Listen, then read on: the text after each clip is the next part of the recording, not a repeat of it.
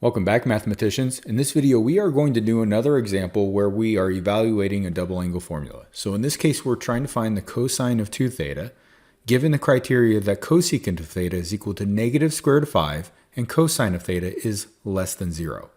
So first, let's start with cosecant of theta is equal to negative square root of 5. So you'll notice that none of our formulas that I have in the bottom right-hand corner of the screen revolve around or incorporate cosecant of theta.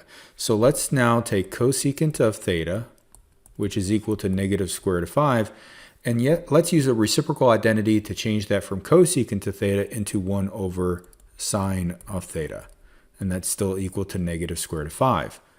Let's take the reciprocal of both sides. So what we'll get is sine of theta is equal to 1 over negative square root of 5. Now I could rationalize the denominator here, but I don't think I need to at this moment, so I'm not going to yet. Looking at the formulas, I can see that 2 of the formulas have cosine of theta in them. So that would mean I would need to do more work in order to figure out the ratio for cosine of theta. But I do have one version that does not have cosine of theta and is strictly in terms of sine. So I'm going to use that formula since it will require me to do less work. So I know cosine of 2 theta is equal to 1 minus 2 times sine squared of theta.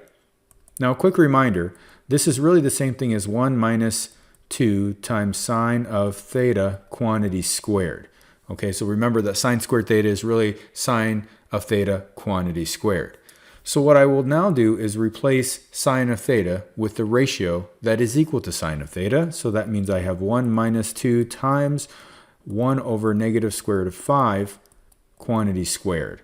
I'm now going to square 1 over negative square root of 5, and so that means I square the numerator and the denominator individually. So I now get 1 minus 2 times, and 1 times 1 is equal to 1, and negative square root of 5 times negative square root of 5 is just equal to 5. I now can go ahead and find the product of negative 2 and 1 over 5, so this gives me 1 minus 2 fifths. And then finally, I'm going to take the difference of 1 minus 2 fifths, and I get 3 fifths. And so 3 fifths is my final answer. All right, guys, good luck.